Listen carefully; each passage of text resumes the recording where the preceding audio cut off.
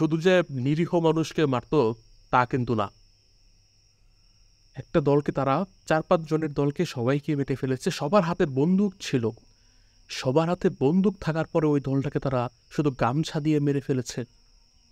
যাচ্ছে না তো যাচ্ছি না, কোথাও নেই তারা, উধাও হয়ে গেল। এটা শুধু একটা মানুষের গল্প নয়, বাংলা ভারতের লাখ লাখ মানুষ দীর্ঘদিন ধরে বছরের পর বছর ধরে উধাও হয়ে যেত। পরিবারের মানুষ জানতেও পারত না কি হয়েছে। ঠকি বাংলা ভারতের ইতিহাসে কলঙ্কিত অধ্যায়। ভদ্রবেশে ঠান্ডা মাথায় লাখ লাখ মানুষ মেরে ফেলেছে ঠগিরা। পারিবারিকভাবে ঠগি একটি পেশা, ঠিক দস্যু বা ডাকাত না। কারণ একটা মানুষকে মেরে ফেলার আগে তারা জানতো না কত টাকা পাওয়া যাবে, তার কাছে কি আছে।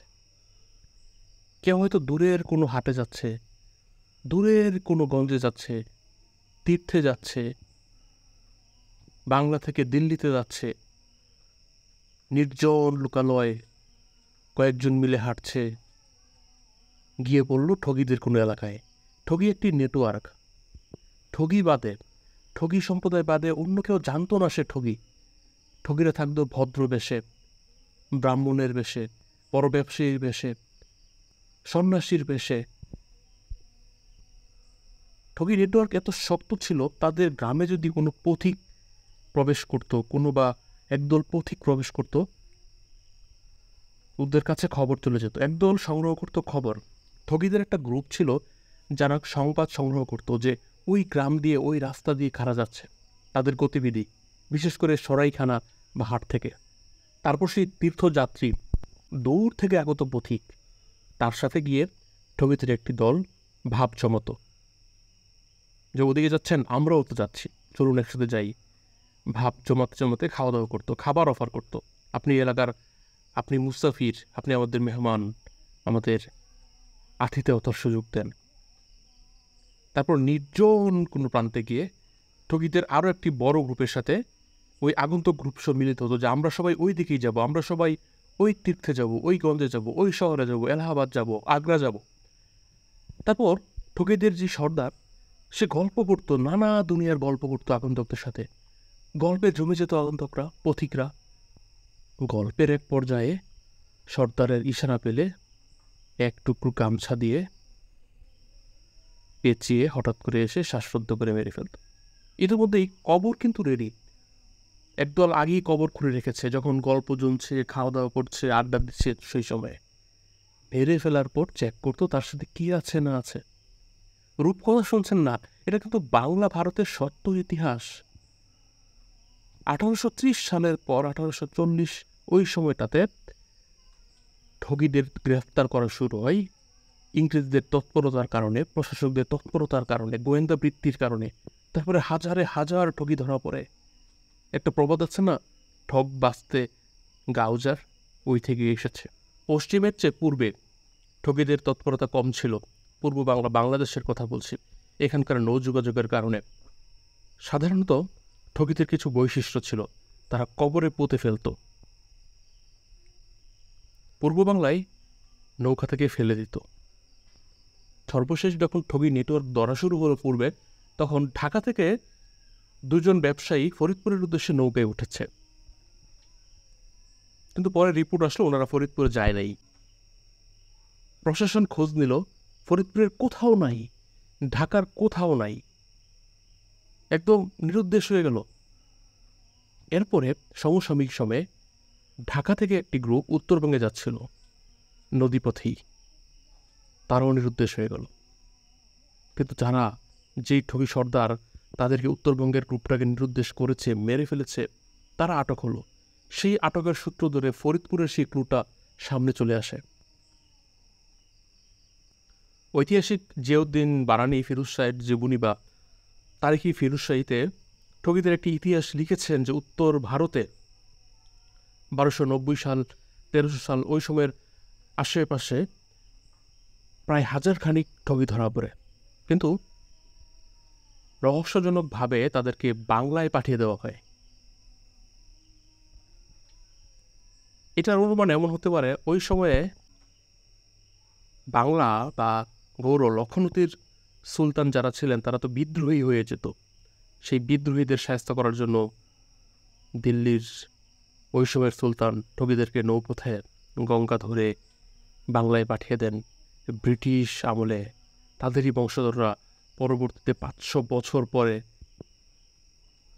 ধরা পড়ে।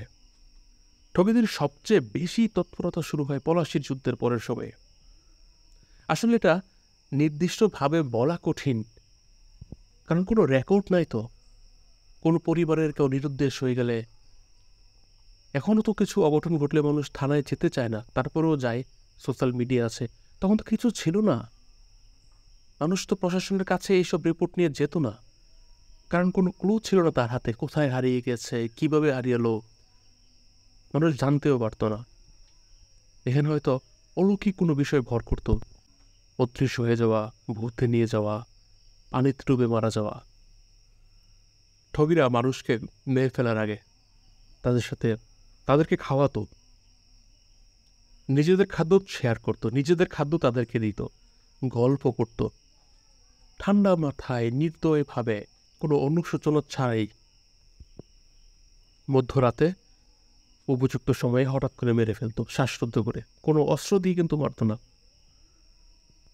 ঠগীদের সন্তান বড় হয়ে ঠগী হতো, বড় হয়ে থাকে 10 বছর পর থেকেই, 10 বছর হলেই তারা দীক্ষা নেওয়া শুরু করত। 18-20 বছর হলে পরিপূর্ণভাবে অপারেশনে নামত। ধরা পড়ার পর পুলিশের কাছে ঠগী সর্দারের স্বীকারোক্তি অনুযায়ী একজনকে পাওয়া গিয়েছিল যিনি 900-এরও বেশি মানুষকে মেরেছেন। 900, 950। সেভাবে অনেকগুলো সাক্ষাৎকারের ভিত্তিতে একটা হাইপোথিকেশন, একটা অনুমিত পরিসংখ্যান বের করা হয়েছিল, যেটা গিনেস বুকেও আছে। 20 লাখ মানুষকে মেরেছে কোনো যুদ্ধ ছাড়াই, কোনো দুর্ভিক্ষ ছাড়াই। একটা ঠগী মাসে 8-9 জন মানুষকে মেরে ফেলত, কিন্তু কেউ জানতো না, আশেপাশের কেউ জানতো না। শুধু যে নিরীহ মানুষকে মারত তা কিন্তু না। একবার রিপোর্ট হয়েছে এমন, পরবর্তী সময়ে একটা দলকে তারা 4-5 জনের দলকে সবাইকে মেরে ফেলেছে। সবার হাতে বন্দুক ছিল, সবার হাতে বন্দুক থাকার পরে ওই দলটাকে তারা শুধু গামছা দিয়ে মেরে ফেলেছে। কারণ ওই যে নির্জন প্রান্তর, মানুষজন নাই, ঘরবাড়ি নাই, ব্যবসায়ী এসে তারা ঠগীরা ওইসব প্রকৃত ব্যবসায়ীদের কাছে আসতো, ভাব জমাতো, খেতে দিত, গল্প করত, বন্ধু হতো, তারপরে হঠাৎ করে মেরে ফেলত। এখানে কিছু ধর্মীয় কারণ ছিল।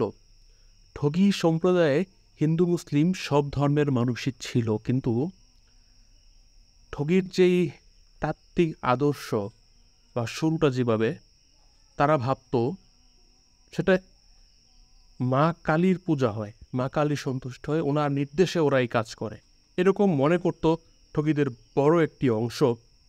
যদিও বাহিনীতে হিন্দু মুসলিম সবই ছিল, উত্তর ভারতে প্রচুর মুসলিমটা ছিল, বাঙালি মানুষজন সাধারণত এই ঠগী কম হয়েছে।